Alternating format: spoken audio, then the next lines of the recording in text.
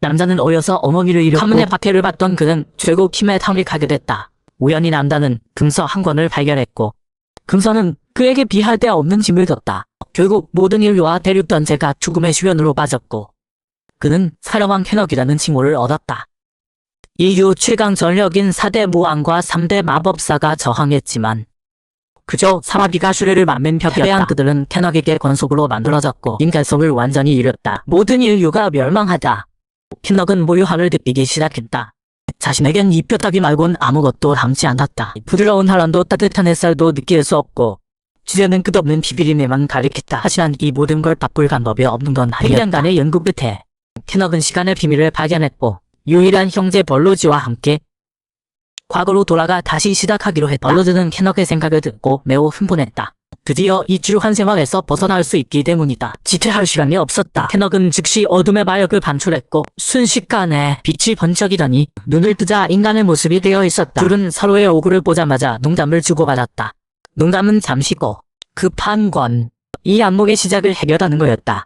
캐넉은 망설이지 않고 손가락을 튕겨 설명서를 튀어버렸다. 벌로즈는 놀랐지만 캐넉은 반담했다. 책의 내용은 이미 다 외웠고 이런 증거는 빨리 처리하는 게 좋았다. 환생 후 두 번째 할 일은 당연히 밥 먹는 거였다. 눈 깜짝할 새 둘은 식당에 도착했다. 100년 만에 맛있는 음식을 먹자. 둘 다 눈물을 흘렸고 주변 손님들은 어리둥절했다. 팔대를 굶은 것 같았다. 음식이 정말 맛있었지만 캐넉은 이성을 유지했다. 돈이 별로 없다는 걸 알고 있었기 때문이다. 그때 옆 테이블에 통닭이 나왔고 둘은 전례 없는 미각 충격을 받았다. 캐넉은 그들을 죽이고 음식을 빼앗다고 했다. 벌로즈는 진정하라고 했다. 이제 막 환생했고 힘이 하나도 없었다. 돈이나 할인해보자고 했다. 지갑을 열자 벌로즈는 얼어붙었다. 시공간에 문제가 생긴 것 같았다. 우리가 이렇게 돈이 많을 리 없는데. 캐넉은 의아해했다. 자리 가문의 재정 상황을 다 알고 있었다. 할아버지가 오해전 영지를 담보로 사업했다가 전도 실패했고 가문은 빚덩이에 올랐다. 그 후 캐넉의 아버지도 갚을 능력이 없었고 하물며 사생가인 캐럭이 돈이 많을 리 없었다. 지금 생각해봤자 소용없고 일단 치킨부터 먹자. 배불리 먹고 난 후 둘은 말을 타고 저택으로 돌아갔다. 길의 모든 상황이 의외였다. 예전엔 둘 다 손가락질 받았는데 지금은 용지 주민들이 다들 열정적이었다. 이 문제들은 덕택에 도착한 후 알아봐야 했다. 얼마 후 벌로지는 눈앞에서 택을 믿을 수 없다는 듯 바라봤다. 너무 웅장한 것 같았다. 골격은 거의 똑같은데 전도 리모델링된 것 같았다. 경비병은 캐넉 둘이 돌아온 걸 보고 급히 허리 숙여 말했다. 영주님, 돌아오신 걸 환영합니다. 캐넉은 이 호칭에 당황했다. 몇 분 후 둘은 집사의 안내로 홀에서 차를 마셨다. 집사는 차를 따른 후 바로 캐넉에게 물었다. 목적을 달성하셨습니까? 캐넉은 어리둥절했지만 그렇다고 할 수밖에 없었다. 집사는 즉시 기쁜 표정을 지었다. 그거 정말 잘했습니다. 돌아가신 전 영주님과 부인께서 기뻐하실 겁니다. 탈시 도련님과 페일러드 도련님이 탈레로 돌아가신 후 저희는 정말 어찌할 바를 몰랐습니다. 다행히 도련님께서 돌아오셨네요. 캐넉은 믿을 수 없다는 듯 벌로즈에게 물었다. 내 기억이 잘못된 건가? 그럴 리 없지. 집사는 캐넉 둘이 왜 속닥거리는지 의아해했다. 벌로즈는 서둘러 여행에 지쳤다고 변명했다. 내일 얘기하자고 했다. 집사는 그제야 자신이 너무 서둘렀다는 걸 깨닫고 황급히 떠났다. 둘은 곧 음흉한 표정을 지었다. 밤이 올 때까지 기다리자. 한밤중 밝은 달빛이 저택 전체를 비췄고 둘의 수상한 행동도 비추었다. 밤이 깊어지고 두 수상한 남자가 그릇을 들고 노인에게 불쓰는 짓을 한 것처럼 보였지만 당연히 그럴 리 없었다. 캐넉은 정신탄지 마법을 쓰기 위한 거였다. 마법이 효과를 발휘하자 캐넉은 즉시 무슨 일이 있었는지 물었다. 집사가 설명을 시작했다.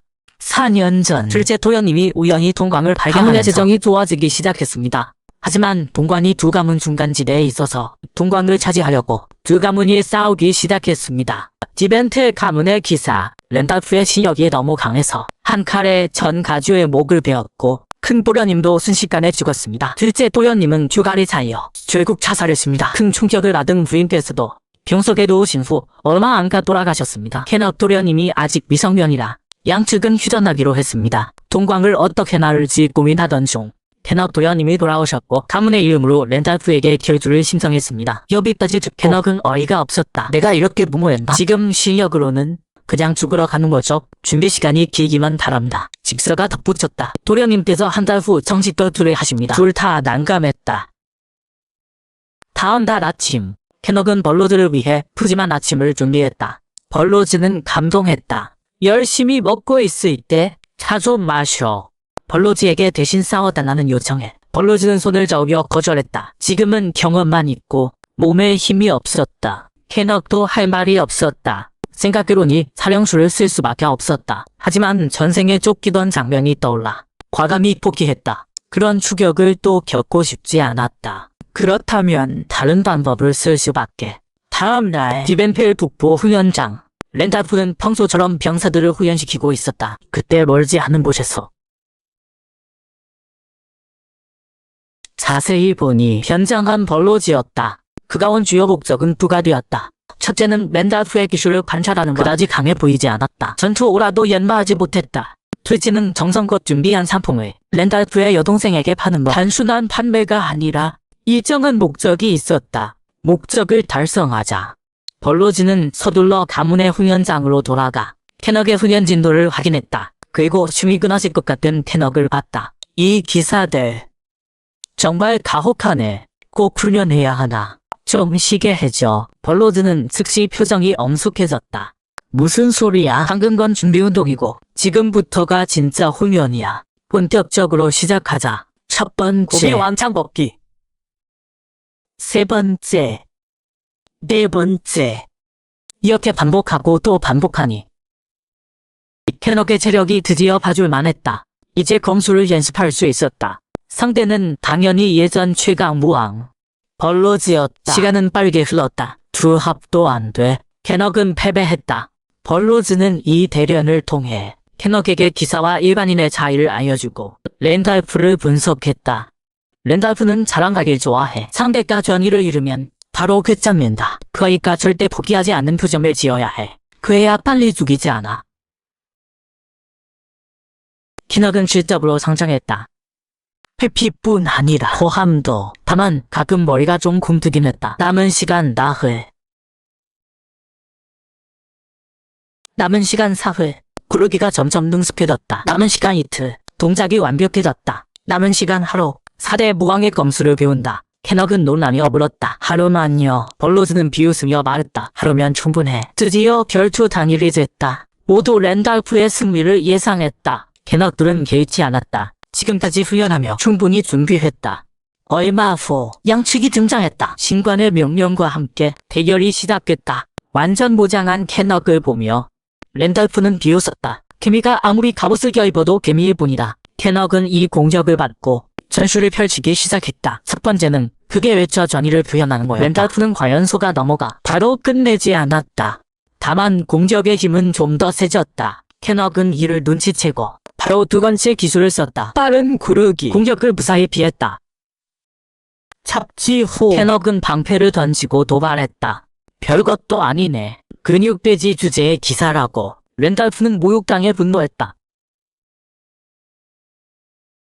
대피해도 검술. 사람들은 보고 흥분했다. 하지만 렌달프는 전혀 당황하지 않고 나무검을 들어 마구 내리쳤다. 다행히 타격 훈련을 해뒀다.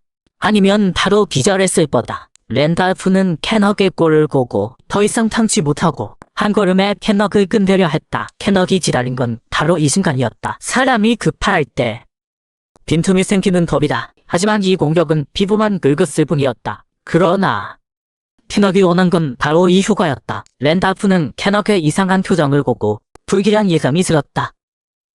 검은 기운이 갑자기 상처에서 튀어나왔다. 신관은 즉시 사령 기운임을 알아챘다. 맞다. 캐넉이 공격할 때 일부러 바른 거였다. 렌달프는 억울하게 관통상을 입었다. 신관도 디벤트의 가문을 철저히 도사하라 명령했다. 결투의 결과는 당연히 캐넉의 승리였다. 그때 디벤트의 가문 안에서 신관들은 과연 사령 기운이 묻은 물건을 찾아냈다. 자세히 보니 전에 벌로즈가 판매한 물건이었다. 렌달프의 여동생이 아무리 말해도 설명할 수 없었다. 누군가 슬퍼하면 누군가는 기뻐하는 법. 캐넉 둘은 저택에서 승리를 직하했다. 벌로즈는 캐넉의 지혜에 감탄했다. 차호살인을 생각해내다니 성공하긴 했지만 캐넉은 그동안이 너무 고랬다고 느꼈다. 하지만 미래의 편한 삶을 생각하니 모든 게 가치 있었다. 이제 인생을 즐기기만 하면 됐다. 하지만 그 전에 한 가지 일을 더 해야 했다. 사령 기운을 숨기는 방법 찾기. 석 달 후 캐넉 저택. 캐넉은 열심히 달빛의 기운을 흡수하고 사령 기운과 융합시켰다. 마침내 새로운 마력을 만들어냈다. 혼돈 마력. 당연히 이 석 달 동안 벌로즈도 가만히 있지 않았다. 끊임없이 검으로 자신의 몸을 단련했다. 다만 여기 병사들의 수준이 너무 낮아 큰 도움이 되지 않았다. 하지만 상관없었다. 지금은 그와 캐넉 모두 편하게 살고 싶었다. 문을 열자마자 캐넉은 즉시 마법을 방출했다. 벌로즈는 매우 궁금했다. 사령술이 아니네. 캐넉이 설명했다. 맞아. 이건 더 이상 사령술이 아니야. 내가 변화시켰거든. 혼돈 마력이라고 불러. 이제 마법사인 척할 수 있어. 이 힘을 얻었지만 함부로 드러내지 않을 거야. 자칫 목숨이 위험할 수 있어. 영지만 잘 지키면 돼.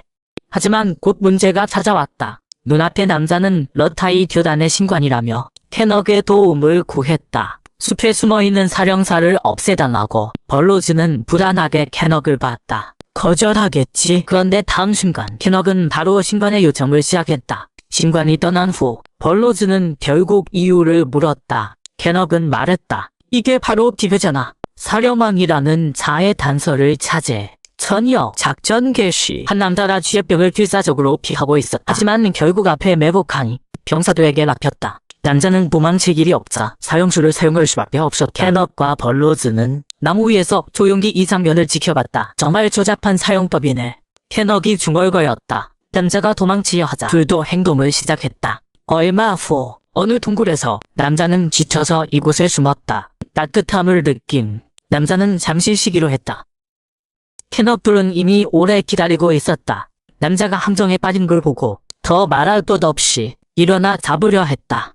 남자는 잠시 멈칫했다. 고개를 돌려 수많은 사력을 소환했다. 캐넉은 전혀 당황하지 않고 마력 폭발로 동굴을 무너뜨렸다. 이어 또 마력 폭발을 터뜨리자 남자는 물러날 곳이 없었다. 과감히 최강의 공격을 썼다. 악령 소환. 악령이 빠르게 캐넉들에게 달려들었다. 캐넉은 크게 소리쳤다. 꿇어. 악령은 그 소리에 땅에 쓰러졌다. 남자는 어리둥절했다. 왜 악령이 저렇게 됐지? 캐넉이 말했다. 나도 사령술사거든. 말과 동시에 거대한 손이 남자를 옮겨주었다. 즉시 연골 지배를 펼쳤다. 둘은 중요한 단서를 얻었다. 이 힘들은 모두 갑자기 나타났고 사야만 오면 몸속으로 파고들었다. 캐넉은 이 말을 듣고 사령 기운을 흡수해봤다. 과연 이 사령 기운은 그와 같은 근원이었다. 이는 배후가 환생한 캐넉 자신임을 의미했다. 벌로지는 어이가 없었다. 무슨 소리야? 캐넉이 설명했다. 환생할 때 영혼과 사령 기운이 함께 돌아왔어. 하지만 이 몸은 그렇게 거대한 사령 기운을 담당할 수 없었어. 그래서 사령 기운이 흩어졌지. 지금 우리가 보는 것처럼 흩어진 사령 기운이 다른 사람들 몸속으로 들어갔어. 벌로지는 할 말이 없었다. 이 힘이 세상을 또 한 번 멸망시키면 큰일이야. 한 번에 이번 생에. 다음 날 둘은 집을 싸서 여기저기 단서를 알아보기로 했다. 단서가 가장 많은 곳은 당연히 보험과 기지였다. 기지에 들어서자 캐넉은 바로 은화 한 주머니를 꺼내 종발의 밤에 대한 단서를 물었다. 직원은 즉시 자료 더미를 꺼냈다. 하지만 잡다한 게 너무 많았다. 사기당했다. 걔가 닭 잡아먹었다. 남편이 술 취해 난동 부렸다. 아내가 가출했다는 등 정말 황당했다. 하지만 곧 한 남자가 그들의 주목을 끌었다. 남자는 자기 마을에 사형술사가 있다고 했다. 얼마 전 클리오라는 사람이 마을에 왔는데 오자마자 폐허가 된 비조 별장을 샀고 잘생긴 외모로 마을 여자들을 유혹했다. 중요한 건 무슨 방법을 썼는지 모든 여자가 그에게 빠져간 거다. 사람들은 신경 쓰지 않았다. 그냥 남자의 질투심이라고 생각했다. 하지만 캐넉과 벌로즈는 달랐다. 의심스러운 점이 너무 많았다. 시골의 비공자, 게다가 여자들을 유혹한다. 여자들의 영혼을 노린다는 뜻이다. 아마 사령술 중 흥과술 계열일 거다. 단서를 얻고 둘은 서둘러 마을로 가서 상황을 확인했다. 마을에 들어서자마자 캐넉은 즉시 결계를 감지했다. 갑자기 멀리서 한 신관이 둘에게 인사했다. 캐넉은 당황했다. 왜 신관이 이런 시골에 있지? 게다가 옷차림으로 물어봐서 고위 신관이었다. 그의 목적은 캐넉 둘에게 여기 사는 사령술사를 잡는 걸 도와달라는 거였다. 캐넉은 머릿속으로 벌로즈와 상의했다. 협력할 수 있어. 만약 문제가 생기면 정신지배로 기억을 지우면 돼. 논의를 끝내고 캐넉은 즉시 신관 일리어스의 손을 잡았다. 기꺼이 동의한다고 했다. 이후 셋은 은밀한 곳으로 가서 전술을 짰다. 일리어스는 자기 지시만 따르면 된다고 했다. 다른 건 신경 쓰지 말라고. 눈 깜짝할 새 저녁이 됐고 셋이 행동할 시간이었다. 셋은 도둑으로 변장했다. 클리오는 어이가 없었다. 벌레 3마리뿐이라니. 즉시 아무 마법을 풀어놨다. 셋은 클리오가 꼬리를 드러낸 걸 보고 더 이상 숨기지 않았다. 맞아. 이게 신관이의 심각한 방법이었다. 백전백승이었다. 클리오는 매우 화나났다. 이런 놈들한테 당하다니. 즉시 수많은 사령을 소환해 공격했다. 캐럿과 벌로즈는 바로 돌진했고 신관은 뒤에서 마법을 모았다. 클리오는 상황이 안 좋다고 느끼고 즉시 다시 소환 마법을 펼쳤다. 순식간에 악마 기사가 나타났다. 하지만 동시에 신관의 마법도 완성됐고 한 방에 그들을 돌려보냈다. 클리오는 탈진기 너울도 신경 쓸 겨를이 없어 바로 변신 모드를 켰지만 캐럿과 벌로즈에게 순식간에 당했다. 신관은 완전히 멍했다. 그래도 서둘러 사령 기운을 수집했다. 하지만 다음 순간 캐럿에게 기절당했다. 이제 지역을 살펴볼 차례였다. 둘은 매우 유용한 단서를 얻었다. 이 남자가 섬기는 이가 죽음의 신레더란가. 벌로즈는 놀랐다. 죽음의 신은 당신 아니었어요. 캐럿은 모르겠다고 했다. 나중에 더 알아봐야겠다. 급한 건 이 사령 기운을 회수하는 거다. 그리고 기자랑 일리어스를 깨우는 바. 다음 날 일리어스는 미안해하며 둘에게 감사를 표했다. 잠시 대화를 나눈 후 캐럿 둘은 떠나야 했다. 클리오 사건이 마무리된 후 캐럿 둘은 도시에서 계속 단서를 모았다. 고문을 통해 유용한 단서를 얻어냈다. 그중 하나가 매우 중요했다. 여기에 어둠을 퍼뜨리는 시공간 통로가 있던 것. 하지만 오늘 둘은 일리어스의 편지를 받았다. 만나서 얘기하자는 축배장이었다. 둘은 신전으로 갔다. 일리어스는 환하게 웃으며 둘을 맞았다. 그리고 다른 두 사람을 소개했다. 빨간 머리 소녀는 세러다이, 파란 머리 남자는 리타인. 벌로즈는 놀랐다. 그 둘이 최근 유명한 사람들인 걸 알았기 때문이다. 하지만 다른 사람들 눈엔 캐럿들도 유명인이었다. 소개가 끝나고 이제 본론으로 들어갔다. 일리어스가 그들을 모은 목적은 최근 또 사령술사 모의를 찾아내는데 사령술사들이 정보를 미리 알고 매번 집합 장소를 빠져나간다는 거였다. 그래서 교단 내부에 내통자가 있다고 의심한다. 내통자를 찾는 걸 도와달라고 했다. 모두 망설이지 않았다. 사형술사와 관련된 일이었으니까. 곧 트라이즈시에 도착했다. 눈앞에 황폐한 관점을 보고 5명 모두 숨이 멎었다. 이 사형술사들이 이렇게 잔혹하다니. 일반인의 집까지 파괴하다니. 하지만 이은 이미 벌어졌고 저녁 무렵 얘는 램파드 저택에 도착했다. 일리어스는 소식을 듣고 네크로맨서가 이곳에 숨어있을 가능성이 그래서 야습을 하기로 했다. 방법이라고? 당연히 화공작전이지. 기습 공격의 병사들은 당황했다. 덕분에 캐너기 앵은 빠르게 전투를 끝낼 수 있었다. 싸우는 중에 벌로즈는 세러다이의 동작이 이상했다. 하지만 깊이 생각할 겨를이 지금은 없었다. 이 잡병들부터 처리해야 했다. 가자. 5명이 함께 저택 안으로 들어갔다. 그리고 이곳에 숨어있던 네크로맨서를 발견했다. 네크로맨서들은 비웃으며 언데드를 보내 공격했다. 하지만 그들은 상대를 너무 얕봤다. 세러다이가 순식간에 언데드를 쓰러뜨리고 몸을 돌려 네크로맨서에게 돌진했다. 그런데 공격하려는 순간 네크로맨서의 머리가 스스로 폭발했다. 일리어스는 깜짝 놀라 급히 세러다이를 후퇴시켰다. 말을 끝나자마자 주변 분위기가 순식간에 음산해졌다. 그리고 한 인물이 조용히 나타났다. 바로 트라이즈 교구장. 셔틀레프 신광이었다. 일리어스는 드디어 깨달았다. 전부터 의심했지만 여신의 종이 어둠의 힘에 빠질 거라고는 믿을 수 없었다. 하지만 이젠 확실했다. 그렇다면 싸울 수밖에. 일리어스는 즉시 신성 마법을 시전했다. 하지만 마법은 무언가에 흡수되듯 순식간에 사라졌다. 모두 깜짝 놀랐다. 늘 자신만만하던 캐넉조차 셔틀레프가 위험하다고 느꼈다. 전력으로 대응하지 않으면 정말 여기서 죽을 수도 있었다. 이런 건 처음 봤다. 신성력과 사령력을 동시에 쓰는 결계라니. 벌로즈도 즉시 경계했다. 셔틀레프는 석상 마법을 시전해 그들을 포위했다. 일리어스가 마법 방어막을 펼쳤지만 한 방에 날아갔다. 두 사람은 기절해서 붙잡혔다. 세러다이는 급히 검기로 공격했지만 전혀 타격을 주지 못했다. 오히려 붙잡히고 말았다. 캐넉 두 사람은 어이없었다. 이건 완전 죽으러 가는 거잖아. 세러다이가 으스러지려는 순간 벌로즈가 드디어 지원하러 왔다. 한 칼에 마상의 약점을 찔렀다. 그리고 즉시 심장을 관통했다. 마상이 무너졌다. 세라다인은 멍하니 지켜봤다. 이렇게 쉽다고. 그 사이 캐넉은 결계를 깨려 애쓰고 있었다. 사령력까지 동원했지만 셔틀레프는 마상으로는 안 되겠다 싶어 즉시 더 강력한 언데드를 소환했다. 싸우던 중 세라다이의 손로 힘줄이 끊어졌다. 손에서 느껴지는 고통에 세라다이는 비명을 질렀다. 바로 그때 캐넉이 드디어 방법을 찾았다. 기존 결계 위에 또 다른 결계를 더 씌우는 거였다. 그러면 새 결계가 저절로 묻어진다. 젠장! 결계를 깨도 소용없다. 더 강한 마법이 있으니까 바로 악마 기사 소환이다. 하지만 소환하는 사이 캐넉 3명은 환술로 이미 도망쳤다.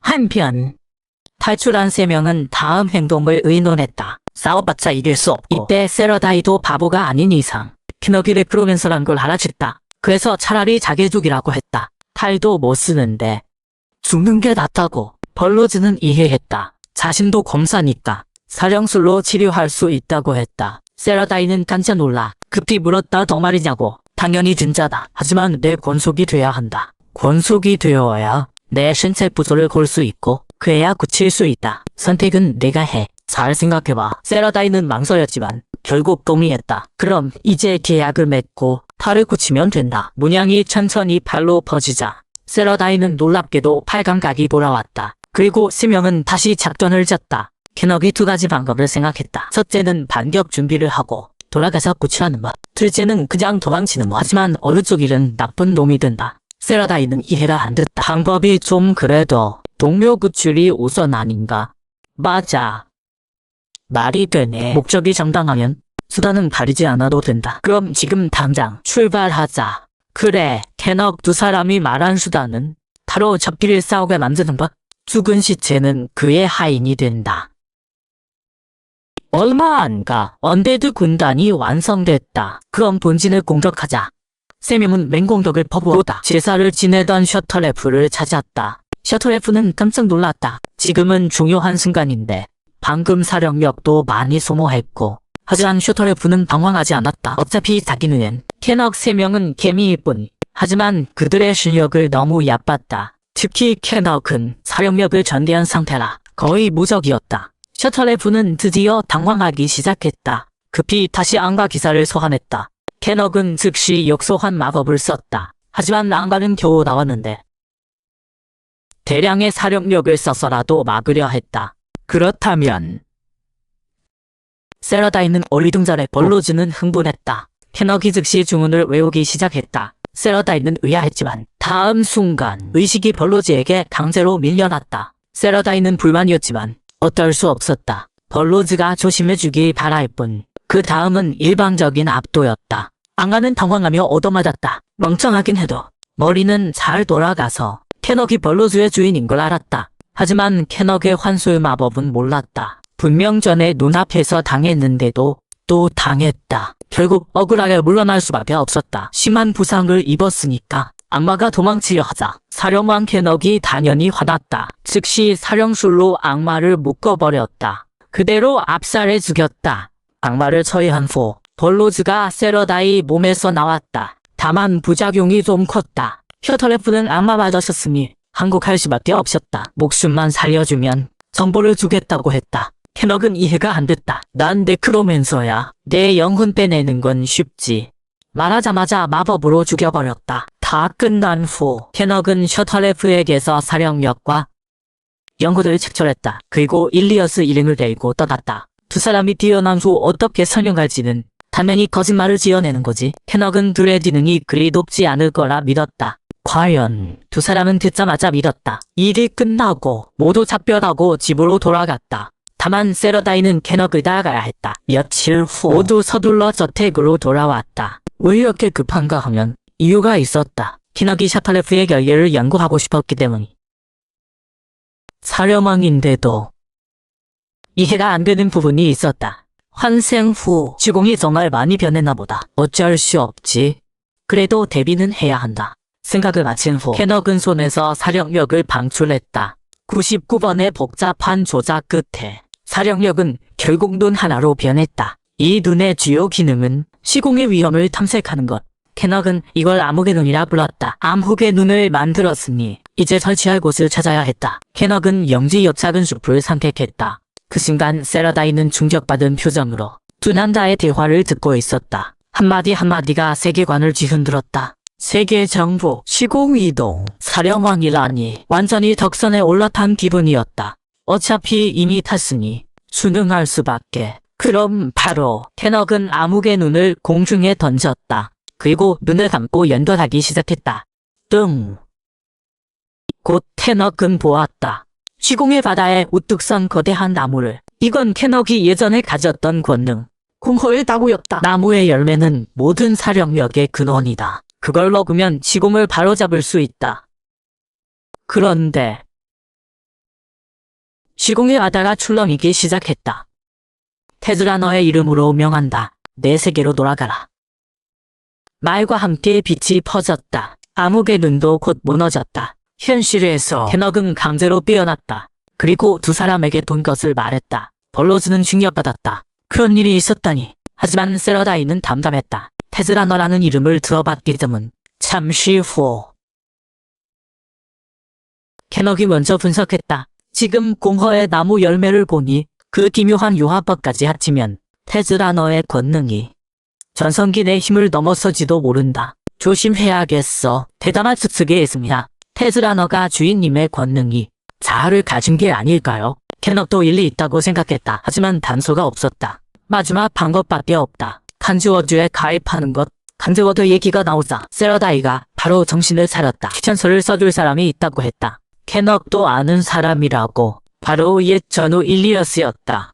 일리어스의 1급 신관 신분으로 3명 추천하는 건 식은죽 먹기. 일리어스는 당연히 동의했다. 친구를 돕는 건 당연하다. 즉시 준비한 추천서를 꺼냈다. 3명은 받자마자 출발했다. 며칠 후 3명은 왕국 수도 든터에 도착했다. 당연히 칸즈워드 본부가 여기 있으니까 칸즈워드 단장 일렌트가 추천서를 받자마자 즉시 3명을 불러들였다. 일리어스의 안목을 믿지만 시험 과제를 내렸다. 3명은 어쩔 수 없이 받아들였다. 같이 임무를 수행할 다른 3명도 있었다. 한 명은 오헌 마법사 헬맹, 한 명은 쌍검 검사 캐드, 마지막은 2급 신관 아이리스. 헬맹이 대장이었다. 이번 임무는 블러런트 백작의 범죄 등버 시집바 국왕의 이름으로 처형하는 것. 캐넉은 의문이었다. 이게 전부야. 백작 정보는?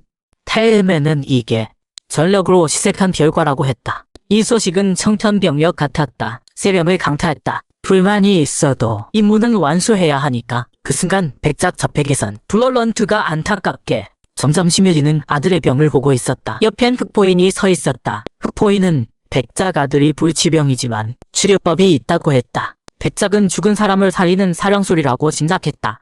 하지만 되살아나면 좀비가 될 뿐. 7대 여신 교단도 방법이 없으니 이제 믿져야 본전이었다. 요구를 받아들였다. 그 사이 테일맨 일행도 단서를 찾았다. 하지만 이 사람이 너무 교활했다. 그래서 테일맨 6명은 세 조로 나뉘어 수색했다. 다른 조들은 거의에서 물어갔고 테일맨 조는 현상금 사냥꾼 신분으로 백작에게 덮은했다. 백작에게 문제가 있는지 탐색하였고 몇 마디만 나누고 떠날 준비를 했다. 왜 몇 마디만 하냐면 테일맨이 이미 단서를 찾았기 때문. 이 몇 마디만으로 여관으로 돌아와 모두 정보를 교환했다. 캐넉도가 찾은 정보는 백작 부인은 일찍 죽고 아들이 불치병에 걸렸다. 진상 치유술로도 못 버지는 병. 세라다이조는 많은 사람이 최근 시동됐다는 걸 발견했다. 마지막은 테일맨조. 테일맨이 백작 더택 상황을 선영했다. 어둡고 모든 창문에 두꺼운 퍼튼이 쳐져 있었다. 마치 햇빛을 차단해야 하는 것처럼. 그럼 결과는 뻔하다. 아들이 뱀파이어가 됐다. 대략 짐작은 했지만 조사는 계속해야 했다. 한 남자가 와서 수배범 정보가 있다고 했다. 두 사람은 놀랐다. 분명 그 수배범은 자기들이 지었는 건데. 하지만 세라다이 두 사람은 내색하지 않고 즉시 거점으로 돌아가 다시 잣돈을 땄다. 테일맨은 한눈에 함정이라는 걸 알았다. 백작이 대놓고 덤비려는 모양이다. 그럼 여비용하자. 함정에 뛰어드는 거다. 곧 약속 장소에서 기다렸다.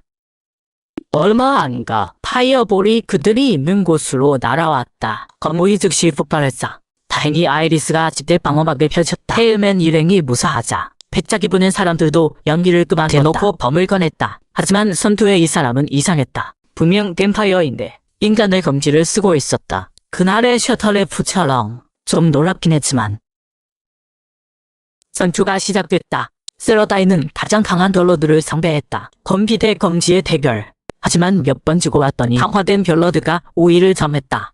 세러다이는 계속 밀렸다. 하지만 세러다이는 포기하지 않고 검지의 양으로 승부하기로 했다. 이 방법이 효과가 있었다. 짧은 폭발로 별로드는 당황했다. 하지만 별로드는 금방 적응하고 한 칼에 세러다이를 밀어냈다. 그때 벌로즈가 뒤에서 전음했다.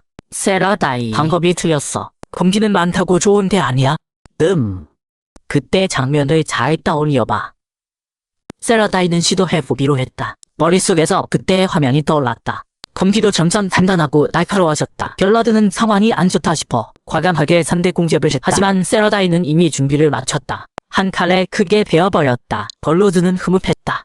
역시 천재는 달라. 뭐든 빨리 배운다. 별로드는 이제 끝이라는 걸 알고 모든 검기를 쏟아 마지막 이적을 날렸다. 가히 날아왔다. 세러다이는 피하지 않았다. 기사 최고의 예의로 그의 공격에 응답하려 했다. 양쪽 검비가 부딪혔다. 칼날이 번쩍이며 공간이 찢어질 것 같았다. 연기가 꺼치고 두 사람 모두 제자리에 서 있었다. 하지만 세러다이가 더 나았다. 별로드의 머리가 잘려나갔다. 대결이 끝난 후 아이리스가 마법으로 세러다이의 상처를 치료했다. 잠시 쉰 후 모두 즉시 백작 저팩으로 가서 뱀파이어를 체포했다. 백작은 패세가 비올었음을 알고 과감히 자결했다. 백작의 아들은 쉬지 않고 백작 저팩을 빠져나갔다. 마음속으로 반드시 복수하겠다고 맹세했다. 하지만 캐너기 호랑이를 놔줄 리 없었다. 몇백 년을 산 사람인데 백작의 생각쯤 진작에 빼들고 있었다. 일이 매복하고 있었다. 두 호위가 급히 앞을 막았지만 소용없었다. 캐너그는 사령거주를 소환해 바로 죽였다. 죽인 후 캐너그는 시체들에게서 사령벽을 흡수하기 시작했다.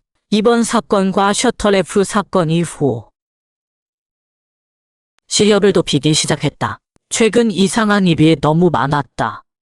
사령력과 신속력을 동시에 쓰는 신관, 검수를 쓰는 네크로맨서 등등. 그런 것보다 캐너기 더 걱정한 건 이런 힘이 4대 무한이나 3대 마법사에게 쓰인다면 결과는 상상도 못할 것. 그래서 캐너그는 빨리 실력을 높여야 했다. 얼마 후 3명은 다시 칸스워그 본부에 왔다. 일렌트는 3명의 활약에 만족해 바로 합격시켰다. 3명은 기뻐했지만 곧 웃지 못했다. 즉시 임무를 수행해야 했으니까 3명은 좀 후회했다. 그렇게 3명은 열심히 일하기 시작했다. 첫째 날 광신도 응징, 둘째 날 네크로맨서 응징, 셋째 날 보고서 위조 삭발, 넷째 날 사령력 탈취. 드디어 어느 날 캐넉첸의 사령력이 정점에 달했다. 융합할 때가 됐다. 6환 마법사가 됐다. 다음 날 모두 캐너기 6환 마법사가 된 얘기를 했다. 모두 탐대라고 칭찬했다. 세러다이만 미안한 표정이었다. 논란이 끝나자 새 임무가 떨어졌다. 왕국의 이왕자 여버들을 도사하는 네크로맨서와 결탁했을 가능성이 높다. 3명은 놀랐다. 누가 이런 임무를 내렸지? 현 국왕에겐 두 왕자가 있다. 대왕자 로이는 어려서부터 허약했고 이 왕자는 완벽하게 유전자를 운영하다 용맹했다. 대왕자는 츠비의 자식, 이 왕자는 왕비의 자식. 이야기가 끝나고 3명은 즉시 약속 장소로 가서 의뢰인을 만났다. 다만 이곳이 너무 낡았다.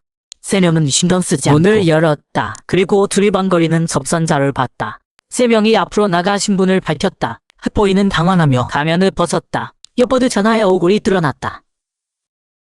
이 왕자 미쳤나? 자기가 닭을 고발한다고? 여버드가 입을 열었다. 나는 대왕자로 있다. 그 후 짧게 대화를 나눴다. 눈앞에 여버드가 대왕자로 있다고 믿기를 다만 영혼이 바뀐 것. 캐넉은 곰곰이 생각했다. 세러다이는 로이가 어떻게 탈출했는지 물었다. 그게 말이야. 들으면 좀 어이없을 거야. 배불리 먹고 나서 탈출 방법을 찾기 시작했어. 지금 몸이 여버드의 것이니 내려눕히고 도망칠 수 있을 거라 생각했지. 그래서 다음 식사 때 문 뒤에 몰래 숨었어. 호위가 들어오는 순간 즉시 기절시켰고 검을 빼앗았어. 한 칼에 다 죽이고 탈출했지. 탈출하고 나서 갈 곳이 없었어. 내 측근이 이 몸으로 하는 말을 믿을 리 없으니까. 그래서 너희를 찾았어. 네크로맨서들을 죽일 방법이 있어. 캐너기 웃으며 당연히 있지. 유인 작전을 쓰는 거야. 며칠 후 슬렌터 교회 집에서는 초조하게 부하의 보고를 기다렸다. 로이드 왕자를 놓친 건 자기니까. 옆에 암흑 신교주교는 전혀 당황하지 않았다. 기사가 못 찾으면 네크로맨서를 보내면 되지. 그때 한 호의가 급히 문을 열고 여버드의 행방을 찾았다고 했다. 시베스처는 안도의 한숨을 쉬며 홍연단에게 전화를 모셔오라고 했다. 탁탁 거리에서 변장한 호의들이 여버드를 몰래 쫓고 있었다. 강제로 전화를 데려가려 했지만 중간에 세러다이가 나타났다. 세러다이는 온몸에서 차가운 기운을 내뿜었다. 모두 겁먹고 물러났다. 맞아. 이게 바로 캐너의 계약. 원족에게 여버드가 네크로맨서와 결탁했다고 보여주는 거. 이렇게 몸을 되찾은 후 여버드는 바로 감옥에 갇힌다. 둘째, 성대의 네크로맨서를 유인한다. 여기까지 듣고 로이는 의문을 제기했다. 네크로맨서랑 손잡는 건 좀 그렇지 않아? 캐너는 고개를 저었다. 네크로맨서들 무것만 쓰면 돼. 어허. 제발 안 돼. 과연. 결국 세러다이가 의장했다. 하지만 일은 잘 끝났다. 그럼 이제 기다리면 된다. 그 무렵 도망친 현미령이 즉시 사건을 보고했다. 시베스터는 보고를 듣고 믿기 힘들어했다. 곧바로 네크로맨서들을 전초에 투입했다. 말을 마치자 3명의 네크로맨서가 출마했다. 그중 파이와 아웃의 실력은 비슷했다.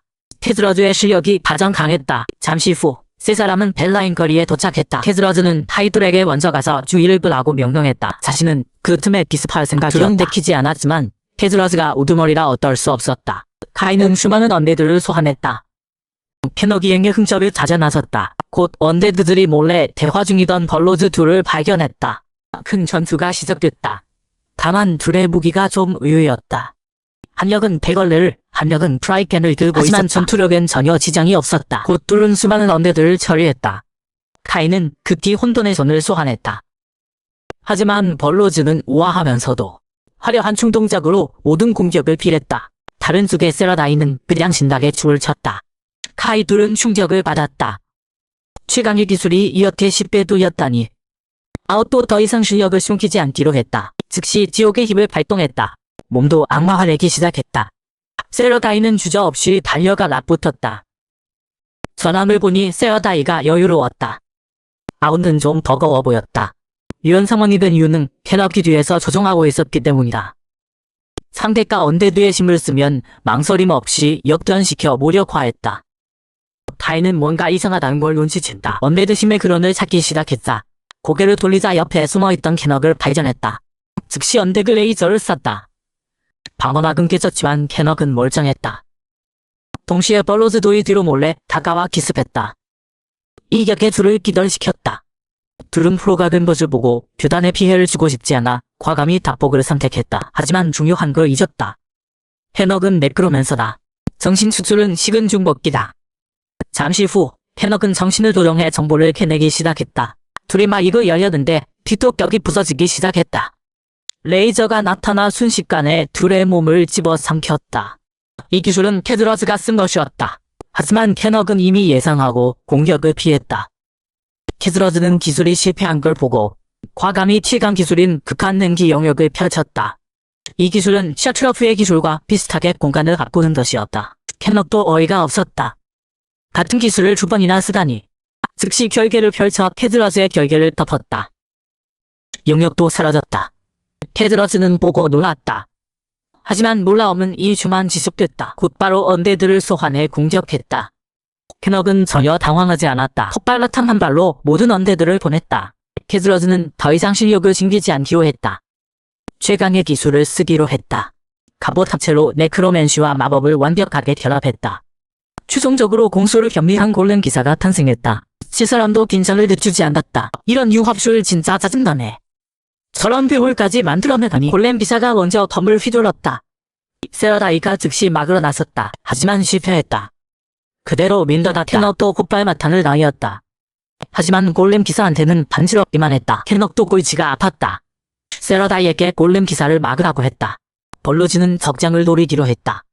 하지만 골렘 기사의 기능이 좀 많은 것 같았다. 주인을 먼저 보호할 줄 알았다. 둘은 빈손으로 돌아올 수밖에 없었다. 그럼 마지막 기술을 써야겠네. 캐넉은 언데드의 힘을 땅속에 주입했다. 이또 전승술이다. 카이와 아웃도 일어났다. 테즈러즈는 또 충격을 받았다. 죽은 네크로맨서를 조종하다니 말도 안 돼. 놀라는 사이 카이와 아웃은 네크로맨시를 펼치며 돌진했다. 골렘 기사가 보호 기능을 발동했다. 하지만 텐업 쪽이 수적으로 우세했다. 곧 골렘 기사의 갑옷이 부서지기 시작했다. 오랜 공격 끝에 골렘 기사는 공격을 견디지 못하고 천천히 부서졌다. 테즈러즈는 마지막 승부수를 던지기로 했다. 엄청난 언베르 지용이 순식간에 골렘 안으로 주입했다. 골렘도 다시 부활했다. 골렘 기사가 캐너디랭을 향해 돌진했다. 세러다이가 다시 나서야 했지만 테너기 막았다. 더 좋은 방법을 생각해냈기 때문이다. 스폭으로 동피어진하는 것이다. 폭발 연기가 흩어졌다. 숙성기사도 제가 되어 사라졌다. 테즈러즈도 이들의 실력을 알게 됐다. 심장을 삭복했다. 세 사람은 어이가 없었다. 네크로맨서 앞에서 다 살아가니 두 번이나. 테즈러즈는 어이둥절했다. 왜 아직도 여기 있는 거지? 뭐 상관없다. 이제 신문 시간이다. 하지만 하이슬라 그 녀석이 테즈러즈의 영혼의 보호장치를 벌여놨다. 캐너기 설명했다. 광기 악령이래. 영혼에 접근하려는 사람을 바보로 만들어버린다. 미친듯이 날뛰는 광기 악령을 보며 세러다이가 핀잔을 줬다. 근데 바보가 된 건 저 광기 악령 자신 아닌가? 과정은 예상 밖이었지만 결과가 좋은이 됐다. 캐너건 여버드가 왜 로이바 몸을 바꿨는지 물어봤다. 왕위 기승권 때문이래. 여버드 왕자가 로이드 왕자의 몸으로 부강피하를 암살할 계획이었다. 암살 후엔 다시 몸을 바꿀 예정이었다. 이유를 듣고 캐너 세 사람은 즉시 로이드 왕자를 찾아갔다. 여버드 왕자의 옥적을 알려줬다. 몸을 되돌리는 방법도 함께 보름달이 뜬 밤 여버드의 신선한 피를 떨어뜨리면 몸을 되찾을 수 있다. 근데 몸을 되돌리기 전에 좋은 방법이 하나 있어. 로이드 왕자가 여버드 왕자의 몸으로 여버드를 가장해서 암살하는 척하는 거야. 경비령 명령과 살짝 다치게 하면 돼. 그럼 캐넉 세 사람이 나타나 마법으로 제압해서 감옥에 넣는 게 계획이다. 보름달이 뜨면 도구로 몸을 바꾸면 돼. 그럼 여버드는 모르는 사이에 자기 몸으로 돌아오고 누명까지 쓰게 되는 거지. 그 다음 캐넉 세 사람이 몰래 여버드의 기억을 수정하면 끝이야. 다음 달 로이가 캐넉 세 사람을 불렀다. 먼저 강력스럽게 세 사람에게 감사를 표했다. 그리고 심각하게 여버드가 사격했다고 말했다. 이 말을 듣고 둘은 의심스럽게 캐넉을 다가봤다. 캐넉은 그의 입으로도 해명할 수 없었다. 분명 기호만 수정했는데 감옥에 갇힌 걸 받아들이지 못하고 자살한 건가? 뭐 상관없다. 일이 끝났으니 듣지. 세 사람이 어이둥져야 하는 걸 보고 로이는 고복이 두려운 줄 알았다. 패를 캐넉에게 건넸다. 내 신분 패야. 이 패를 보면 나를 만난 거나 마찬가지야. 세 사람은 좀 흥분했다. 이거 좋은 보건인데. 며칠 후 캐넉 세 사람은 자기 영지로 돌아왔다. 새 기술도 시험해봤다. 골렘 하나만으론 그리 신기하지 않지? 그럼 여러 개는? 든든한 지원군이 될 거야. 세러다이가 좀 궁금해했다. 보통 사람은 하나 조종하기도 어려운데 캐넉은 수십 개를 조종했다. 캐넉이 설명했다. 원리는 사실 간단해. 네크로맨서의 사념을 골렘에 주입하면 돼. 아 맞다. 내가 왜 관계를 박성 못하는지 알고 봤다. 벌로즈. 너 네크로맨서야? 벌로즈는 어이둥절했다. 난 언데리의 힘도 없는데. 캐넉이 계속 설명했다. 문제는 내 영혼이야. 내 영혼은 이미 어둠의 기운에 오염됐어. 그래서 지금 넌 네크로맨서랑 별 차이가 없어. 벌로즈는 더 이상 참지 못했다. 뭐 해결 방법도 있을 거야. 시간에 맡기자. 며칠 후 칸서드 본부. 일렌트 단장이 급히 찾아왔다. 최근에 긴급 사건이 발생했기 때문이다. 처음은 열흘 전 멀레이더라는 마을 사람들과 가족들이 피를 바여 죽었다. 처음엔 신전이 뱀파이어 소행으로 의심했다. 조사단을 보냈지만 아무도 돌아오지 않았다. 그 후 5개 마을이 연달아 파괴됐다. 생존자들은 마검을 든 소녀라고 묘사했다. 교단이 문헌을 뒤져보이니 그 마검이라는 걸 알아냈다. 캐넉과 벌로즈는 듣고 어이둥절했다. 그들이 아는 한마검이 그렇게 강할 리 없었다. 그래서 여러분을 모은 이유는 토벌 작전을 위해서입니다. 모두 흔쾌히 받아들였다. 토벌전 모두 현장으로 가서 실상을 파악했다. 현장은 참혹했다. 마을 수백 명이 전멸했고 죽은 모습도 끔찍했다. 하지만 최소한 마검 멀레이더의 단서는 얻었다. 멀레이더는 마을을 하사한 뒤 숲 깊은 곳으로 들어갔다. 모두 말없이 즉시 깊숙이 들어갔다. 황혼 무렵 나무에 기대어 쉬고 있는 멀레이더를 찾았다. 칠한 대마법사 직원이 즉시 전술을 짰다.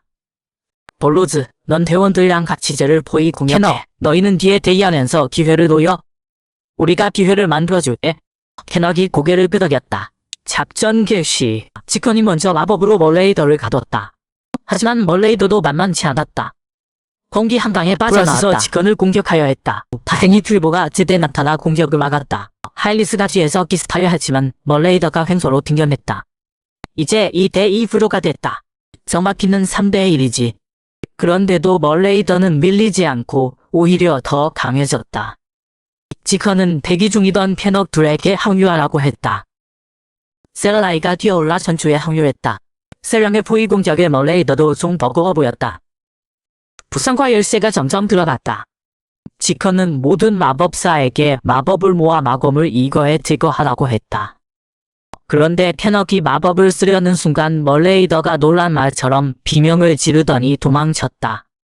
모두 어리둥절했다. 캐넉도 놀랐다. 이렇게 우연의 일시가 우연이든 뭐든 일단 추적을 계속해야 한다. 지컨이 옳다고 생각하고 밀리아에게 어둠의 에너지를 계속 감지하라고 했다. 그런데 예상 밖의 상황이 벌어졌다. 마검의 패턴이 바뀐 멀레이더는 이번 도주에서 어둠의 흔적을 전혀 당기지 않았다. 지컨은 크게 놀랐다. 하지만 날이 어두워져서 그만둘 수밖에 없었다. 당당은 안전한 곳에 야영하는 게 먼저였다. 저녁 무역, 여관을 발견했다. 모두 그곳에 야영했다. 간단히 대화를 나눈 후 각자 휴식을 취했다. 캐넉 세 사람은 쉬지 않았다. 오늘 멀레이더의 행동이 너무 이상했다. 캐넉과 관련이 있을지도 모른다. 캐넉도 이상하긴 했지만 정말 아무것도 모른다. 나고 제가 왜 그런 반응을 보였는지 궁금해. 볼로즈가 농담했다. 마검의 악령, 당신의 사악한 영혼에 겁먹고 도망친 거 아닐까요? 캐넉은 듣자마자 화를 냈다. 근데 생각해보니 좀 일리가 있는 것 같았다. 그런 리가요? 지금 실력으로는 쟤를 겁먹게 할 수 없어요. 금주 시절이라면 뭘까? 세러다이가 뭔가 말하려는데 배가 오였다. 캐넉들이 알아챘다. 먹으면서 얘기하다. 세 사람은 즉시 식당으로 향했다. 밤에 캐넉 팀의 두 대원이 배불리 먹고 산책하려던 참이었다. 그런데 멀레이더를 만났다. 둘이 반격하여 했지만 멀레이더를 당할 리 없었다. 싸운 끝에 결국 무창이 죽었다. 시체는 다음날 아침에야 발견됐다. 캐넉은 믿기지 않았다. 죽음의 근수인데도 어둠의 기운을 전혀 느끼지 못했다니. 벌로즈도 놀랐다. 게다가 시체 주변의 어둠의 기운도 깨끗이 처리돼 있었다. 한 가지 가능성밖에 없다. 마검에게 흉력다가 있다는 누군가 것. 이제 어떻게 할 거냐고 물었다. 지컨이 대답했다. 이 일은 좀 이상해. 특이지만 누군가 우리를 노리는 것 같아. 그러니 쿼터를 옮기는 게 좋겠어. 지컨은 곧 단독주택을 찾았다. 지금으로선 찾을 수 있는 최선이었다. 캐넉이 어리둥절했다. 우리 지컨이 괜찮다고 했다. 사천집이라 마음대로 써도 된다고. 캐넉 일행은 안심했다. 이제 멀레이더가 나타나길 조용히 기다리기만 하면 된다. 그런데 사흘이 지나도 멀레이더는 조용했다. 세러다이는 단맛도 없었다. 정말 이상한데 나대까지 이렇게 경계할 필요 있나. 대낮에 공격하는 멍청한 마물이 어디 있어. 말 끝나자마자 별장 밖에서 엄청난 폭발이 일어났다. 세 사람은 어이가 없었다. 까마귀 일인가? 멀레이더가 정말로 대낮에 공격하다니. 밥에 있던 사람들이 즉시 경계태세에 들어갔다. 교전 끝에 알게 됐다. 낮에는 멀레이더의 위력이 급격히 떨어진다는 걸. 검기 사용자 한 명이면 쉽게 이길 수 있을 것 같았다. 세러다이가 급히 달려와 보니 정말 멀레이더였다. 미처 반응하기도 전에 멀레이더가 겁을 동료에게 휘둘렀다. 다행히 세러다이가 집대 막았다. 멀레이더는 세러다이를 당할 수 없다고 판단하고 검기로 땅을 내리쳐 연기를 만들고 급히 도망쳤다. 세러다이가 정신을 차렸을 땐 멀레이더는 이미 사라진 뒤였다. 돌아와서 세 사람은 지컨에게 사실을 알렸다. 트위보와 하일리스는 크게 놀랐다. 마무이 베라제 공격하다니 믿기지 않았다. 지컨은 냉정하게 분석했다. 지금까지 보면 멀레이더에게 지능이 있는 것 같아. 제가 뭘 하려는지 모르지만 확실한 건 마검의 목표가 칸서드라는 거야. 그때 캐넉이 자신의 의견을 말했다. 그러고 보니 의심스러운 점이 있어. 두 번 다 우리 칠대대 대원들이 공격당했어.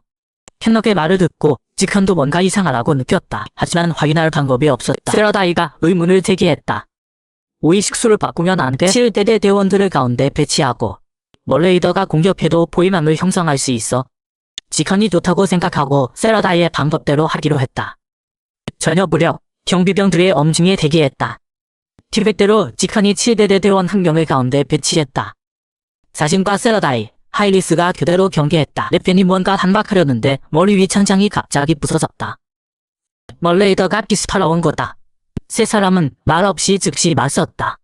멀레이더는 앞에 강한 세 사람을 가볍게 훑어봤다. 과감히 다시 도망쳤다. 하지만 세러다이가 이더로의 기회를 놓칠 리 없었다. 즉시 하일리스와 함께 추격했다. 멀레이더는 아랑곳 않고 갑자기 돌아서서 장력을 날렸다. 둘은 방어할 틈도 없이 날아갔다. 멀레이더는 또 유유히 사라졌다. 세러다이는 아쉬웠지만 최소한 중요한 단서는 얻었다. 하지만 몇 가지를 확인해야 해서 급히 돌아갔다. 세러다이가 지컨에게 마법으로 르펜의 흔적을 지우라고 했다. 그럼 멀레이더가 르펜을 타지 못할 거야. 지컨은 말없이 즉시 마법을 썼다. 이제 긴 기다림이 시작됐다. 아침이 되자 7대대 대원들이 식당에 모여 식사했다. 바로 그때 멀레이더가 기습했다. 모두 어리둥절했다. 멀레이더가 노린 건 르펜이 아니라 7대대 대원들이었구나. 멀레이더는 주저없이 당격을 날렸고 공격은 프롤로스를 향했다. 다행히 세러다이가 급히 달려와 나갔다. 트리보도 주저없이 검을 휘둘렀다. 하지만 멀레이더는 또 과감히 도망쳤다. 이 전투로 지컨도 제가 노린 게 7대대라는 걸 알았지만 이유는 뭘까? 캐넉도 어리둥절했다. 그때 프롤로스가 황당한 생각을 꺼냈다. 대장님, 제 생각은 멀레이더가 그때 대원들이 서 있던 위치 순서대로 공격하는 것 같아요. 어리둥절했고 프롤로스가 계속 상념했다. 멀레이더가 처음 대장님을 보고 도망쳤을 때요. 벌로스도 눈치챘다. 근데 이거 너무 황당한데? 하일리스가 말했다. 맞는지 아닌지 해봐야 알지. 다음이 누구냐고 물었고 프롤로스가 코렌트라고 답했다. 그럼 조용히 기다려보자. 어느새 저녁이 됐고 멀레이더가 정말 나타났다. 목표도 정말 코렌트였다. 그럼 정말 캐럿과 발령이 있는 거네. 이유를 알았으니 이제 해결하기 쉽다. 즉시 긴급회의를 열고 전략을 짰다. 간단히 말하면 남은 대원들로 멀레이더를 시야가 트인 곳으로 유인하는 거다. 북쪽 초원 같은 곳으로. 바로 슈랭의 옮겨 밤의 초원으로 갔다. 지건이 대원들에게 전략적인 전략을 설명했다. 먼저 레펜과 프롤로스가 캠프에 남는다. 멀레이더가 나타나면 마법진으로 가져올 거다. 우리의 최종 목적은 마검과 소녀를 분리하는 거야. 소녀는 다치게 하지 말고 마검만 전력으로 공격해. 계획은 대충 이해. 작전 개시. 모두 준비를 시작했다. 아쉽게도 이번에 멀레이더는 낮에 오지 않고 황혼 무렵에 왔다. 멀레이더가 오자 지건이 급히 준비하라고 했다. 모두 차분하게 준비했다. 2대대와 7대대 대원들이 멀레이더를 막았다. 아쉽게도 멀레이더의 목표는 그들이 아니라서 완전히 무시했다. 레펜을 향해 돌진했다. 이것은 함정에 따빠진 거였어.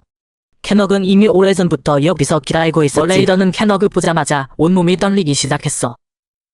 그리고 미친듯이 밖으로 뛰어나갔지. 하지만 이미 늦었어. 자이커는 이미 결계 마법을 완성했거든. 이제 도간에 든 쥐잡기였지.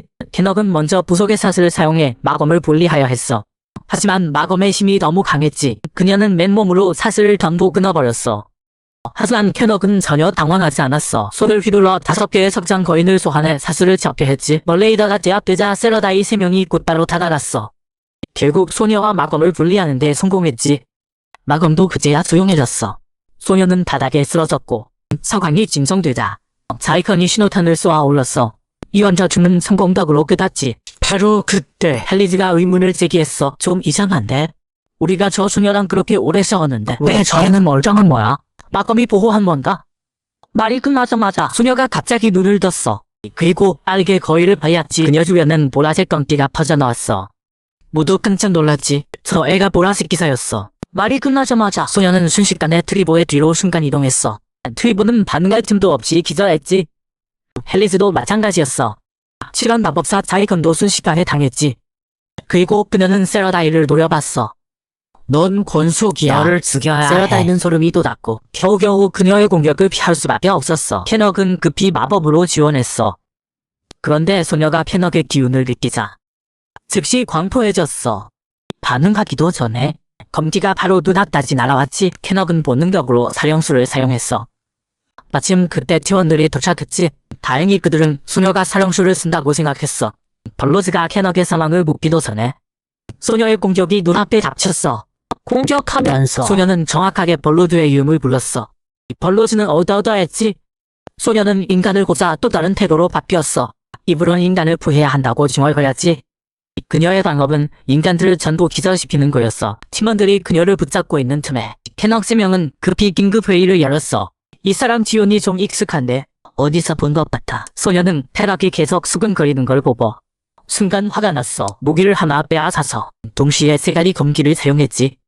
세라다이는 어리둥절했어. 이게 어려운 건가? 벌로즈는 자기도 할 수 있지만 4단계까지 가야 쓸 수 있다고 했어. 캐넉도 의아했어. 저 소녀의 영혼 타장이 익숙하거든.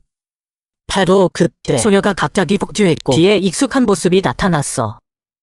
캐넉, 넌 저주받은 사령망이야. 이 말에 둘은 즉시 다올렸지. 모두 어안이 벙벙했어. 결국 이 여자애가 미쳤다는 결론을 내렸지. 그때 캐넉은 마음이 급했어. 이적을 날린 후 흔적도 없이 사라졌지. 1대 팀원들은 의아했지만 7대 팀원들은 익숙한 듯했어. 걱정 마. 7대에선 흔한 일이야. 대책 세우고 돌아올 거야. 우린 여기서 기다리면 돼. 한편 캐너그는 배 마법으로 생명의 기운을 심겼어. 세라다이가 저 소녀가 누구냐고 물었어. 그녀는 레퍼스야. 미래리 4대 모왕 중 한 명이지. 그녀의 스승은 모왕피셔야. 이 말을 듣자 세라다이는 당황했어. 이걸 어떻게 싸워? 그녀는 날 제일 증오하는 사람이야. 세라다이는 의아했어. 도대체 뭘 하신 거예요? 벌로즈가 설명했어. 도연님이 비셔를 언데드로 만들었고 둘이 싸우게 했어. 레퍼스가 패하고도 계속 저항하자 도련님이 그녀의 몸과 영혼, 열을 세조각으로 찢어서 각각 언데드로 만들고 문지기로 삼았어. 세라다이는 이해가 안 됐어. 그럼 그녀의 분노는 당신한테 상해야 왜 나한테 그래? 캐너기 설명했어. 넌 살려고 영혼을 판 비겁한 놈이니까. 이 말에 세라다이는 허탈했어. 세슨 대책을 논의하기 시작했어. 갑자기 캐너기 뭔가 생각나는지 벌로즈를 보며 웃었어. 이상하지 않아. 저 나이에 보라색 기사가 될 수 있겠어? 마검의 힘을 빌린 거야. 벌로즈는 즉시 이해했어. 지가 마검을 훔치라는 거죠. 캐너근 걱정 말라며 투명 마법을 걸어준 때 바로 실행에 옮겼어. 벌로즈는 즉시 움직였지. 캐너들은 레퍼스의 주의를 끌었고 하지만 이 마상들은 레퍼스 눈엔 아무것도 아니었어. 그래서 캐너근 활용수를 써서 세라다이에게 갑옷을 만들어줬어. 세라다이는 어리둥절했지만 뭔가 말하려는 순간 캐너기 레퍼스를 바로 끌고 왔어. 세라다이는 어쩔 수 없이 맞서야 했지. 갑옷이 있어도 역부족이었어. 싸우는 동안 벌로즈는 이미 마검 앞에 도착했어. 벌로즈는 지체 없이 마검을 잡았지. 잡는 순간 마검에서 목소리가 들렸어. 비천한 인간, 어둠의 지배를 받아라. 한편 캐넉도 가만히 있지 않았어. 시간을 걸어야 했거든. 캐넉은 과감히 사령소 한 수를 썼어. 하지만 소용없었어. 레퍼스가 순식간에 처리했지. 그녀는 그대로 밤을 휘둘렀고 공격이 캐넉의 목을 맞췄어. 캐넉은 둘로 갈라졌지만 그건 캐넉의 환영 마법이었어. 시간 끄기엔 딱이었지. 레퍼스가 전력으로 공격해서 환영은 끝없이 나타났어. 하지만 마력 소모가 심했어. 곧 버틸 수 없었지만 시간은 충분했어. 벌로즈가 마검을 손에 넣었거든. 레퍼스는 무시무시한 기운을 뿜어내는 벌로즈를 보고 본능적으로 당황했어. 한편 세라다이는 벌로즈에게 어떻게 제어하냐고 물었어. 벌로즈도 어리둥절했어. 검을 잡는 순간 마검 안에 그분이 도망치려 했거든. 아마 그의 어둠의 영혼 때문인 것 같아. 이제 그와 레퍼스의 대결이었지. 이 상대를 앞에 두고 레퍼스는 방심하지 않았어. 즉시 돌진했지. 벌로즈도 응수했어. 둘은 치열하게 싸웠고 단시간엔 승부가 안 났어. 레퍼스의 힘이 급격히 약해졌지만 벌로즈의 마검 에너지도 얼마 안 남았어. 캐넉이 방법을 찾아야 했지. 그의 기억 속에 캐넉은 3명의 문지기에게 다른 명령을 내렸어. 지금 그들이 합쳐졌으니 성질이 달라진 거야. 사령왕이 아끼는 사람일수록 사령왕 곁에 가까이 서기르고 그래서 적을 골라낸 후 길을 막아 죽이라고 했지. 꼭 죽여야 해. 세라다이는 멍해졌어. 도대체 무슨 명령을 내린 거야? 캐넉도 당황했어. 합쳐질까 이렇게 된 거야. 다행히 해결 방법을 찾았어. 3개의 영혼을 하나로 복구하고 치료하면 될 것 같아. 캐넉은 마법을 썼지만 준비 시간이 꽤 걸렸어. 그래서 벌로즈에게 조금 더 버텨달라고 했지. 벌로즈도 버티고 싶었지만 마검의 검문이 마검에서 빠져나와 순식간에 사라졌어. 하지만 캐넉은 아직 준비가 안 됐어. 레퍼스는 빙그레 웃으며 벌로즈의 팔을 탈구시켰어. 계속 공격하려는 순간 세라다이가 제때 낙관했지만 한 번밖에 못 막았어. 두 번째는 날아가 버렸지. 하지만 세라다이는 포기하지 않았어. 계속 막아냈지. 벌로즈는 점점 능숙하게 어동전투 오라를 쓰는 세라다이를 보며 갑자기 기다림을 얻었어. 순간 검지를 터입했지. 정말 기는 어종전투 오라를 공기로 변환한 거야. 검지를 얻자 벌로즈의 공격은 훨씬 강해졌고 레퍼스도 맞기 힘들어했어. 마지막 일격이 날아가고 레퍼스의 영혼이 완전히 무너졌어. 캐넉은 즉시 기회를 잡아 레퍼스를 덩화했지. 영권총알은 성공적이었어. 몇 초 후에 퍼스는 쓰러졌지. 축하할 일이었어. 마검 문제를 해결했을 뿐 아니라 벌로즈도 검기를 깨달았거든. 한남하던 중 레퍼스가 갑자기 깨어났어. 모두 놀랐지만 캐넉은 이번엔 문제없다고 했어. 셋은 미소 지으며 인사했지. 하지만 레퍼스는 그저 셋을 쳐다봤고 셋은 식은땀을 흘렸어. 너희 누구야? 이 말에 셋은 안도했지. 캐넉이 차분히 물었어. 넌 내 이름 알아? 레퍼스인 것 같아. 누가 그렇게 불렀던 것 같아. 이 말에 셋은 당황했어. 술법에 문제가 생긴 건가? 이름 말고 다른 건 기억나? 레퍼스는 고개를 저었어. 그러곤 캐넉을 보며 말했지. 저기 나 알아. 너 아는 것 같아. 너 보면 심장이 막히고 아프고 너 되게 중요한 사람 같아. 따라다녀도 돼. 둘은 레퍼스를 보며 죄책감이 밀려왔어. 저기 맘대로 데리고 있을 순 없어. 일 다 처리하고 얘기하자. 레퍼스는 그럴 수밖에 없었어. 겉으론 캐넉이 거절했지만 레퍼스의 봉인이 풀려있다 봐. 결국 볕대주기로 했어. 다음 날 아침 모두 막사에 모였고 어제 일 논의했어? 자이커는 아이를 근처 신전에 보내고 마검은 대신전으로 보내주사하기로 했어. 이 상황에서 캐넉은 이미 대책이 있었어. 세라다이에게 말하게 했지.